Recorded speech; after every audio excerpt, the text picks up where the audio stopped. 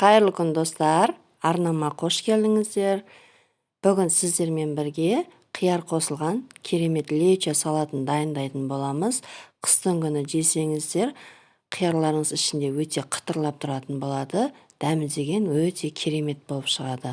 Менімен бірге болыңыздар. Видеомды толықтай соңына дейін қарап, арнама тіркелмеген болсаңыз тіркеліп, қоңырауша белгісін баса кетіңіздер.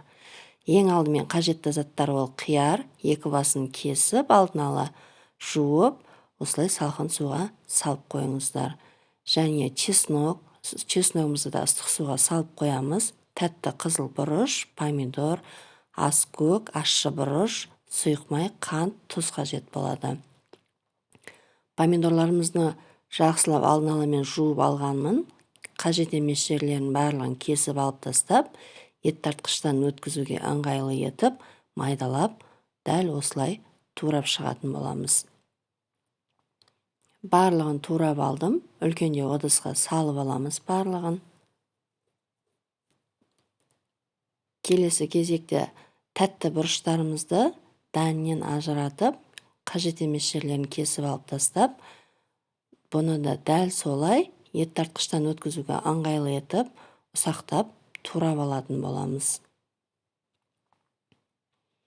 Барлығын дәл осылай турап алдым.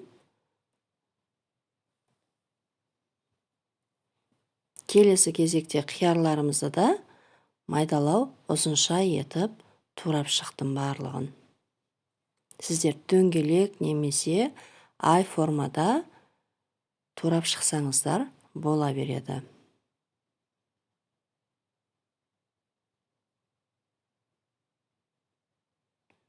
Міндетті түрде жасап көріңіздер достар. Дәмі деген өте керемет болады. Кез келген тағамдармен үйлесетін салаттардың бірі болып табылады. Барлық қиярларымызды ұзынша етіп турап алдым. Бір шетке қалдырып қоясыздар. Келесі кезекте сарымсақтарымызды жақсылап қабығынан ашып, тазалап алатын боламыз. Мен 3 бас сарымсақ қостым. Орташа сарымсақ менде. Барлығын жуып тазалап, міне қабығынан ашып, дәл осылай тазалап аласыздар. Келесі кезекте алдын ала кесіп дайындап қойған помидорларымызды енді ет тартқыштан барлығын өткізіп алатын боламыз.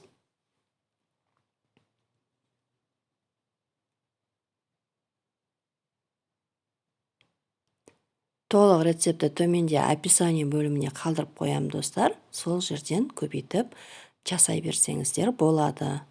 Енді салатымызды қайнататын қазанымызды немесе кастрөлімізге ет тартқыштан өткізген барлық помидорларымызды құйып алатын боламыз.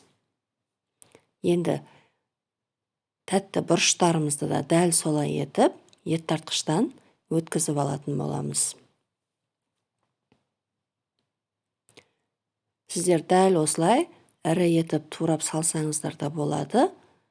Мен өткізіп жібердім. Жегенде өте ыңғайлы болады. Балалар алып тастамайтын болады.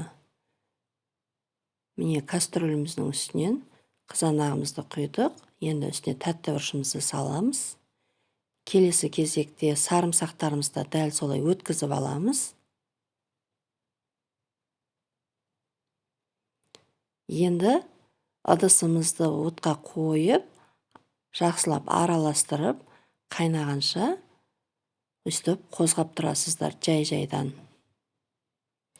Үстінен сарымсағымызды саламыз.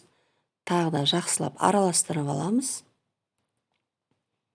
Асты жабысып қалмау үшін жақсылап қозғап тұрыңыздар. Келесі кезекте сұйық майымызды құятын боламыз. Менде бұл жерде 200 мл сұйық май. Сұйық майларыңыз міндетті түрде иіссіз болуы керек. Жақсылап араластырып аламыз. Майымыз барлық жеріне жетіп сіңуі керек. Келесі кезекте 2 ас қасық тұзымызды саламыз. Тағы да жақсылап қозғап жібересіздер.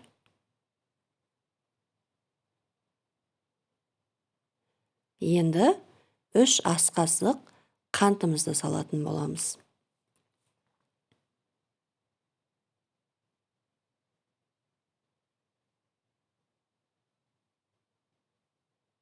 Тағы да қантымыз араласқанша қозғап жіберетін боламыз.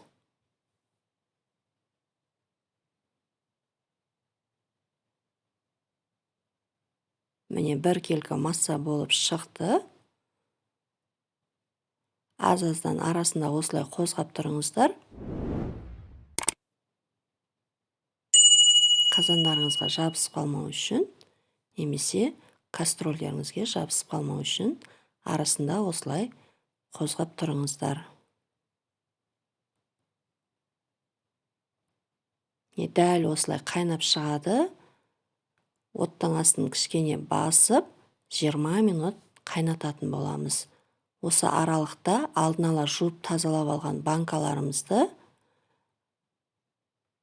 пешіміздің духовкасына салып, противенімізге аздап су құйып, 180 градусқа 20 минут парить етіп аламыз, яғни стерилизовать етіп алатын боламыз.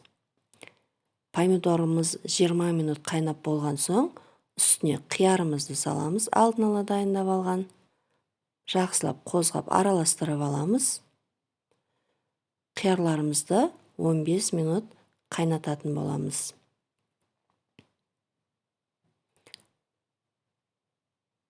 Міне 15 минут өткеннен соң алдын ала турап дайындап қойған ас көгімізді саламыз. Жақсылап араластырамыз. Осы аралықта қиярларымыздың түрі өзгеретін болады.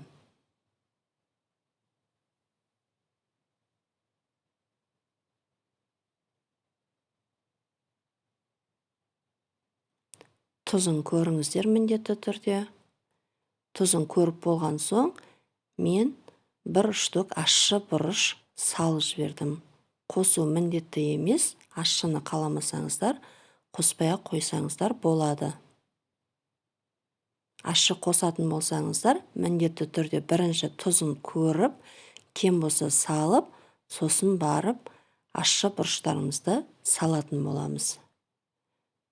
Міне салаттарымыз осындай рең болады. Өте әдемі, аппетитный болып тұр салаттарымыз. Қиярларымыздың түрі өзгеріп шықты, міне өздеріңіз көріп тұрғандай. Жасалуы да оп-оңай, өте жылдам жасалады. Міне 15 минут өткеннен соң, осындай бір ас қасық уксусымызды қосып 5 минут қайнататын боламыз. Көп қайнатудың қажеті жоқ, қиярларымыз езіліп кететін болады әйтпесе. Жақсылап араластырып, 5 минут қайнатамыз. Міне салаттарымыз осыменен дайын болды.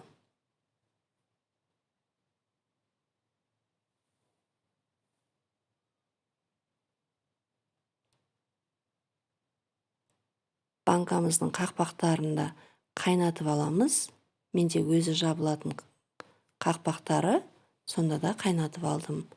Енді банкаларымызды духовкадан алып, біртіндеп салатымызды бір қозғап, ыстықтай құйып, барлық банкаларымызға толтырып құйып, беттерін жауып, жылы ғып орап қоятын боламыз.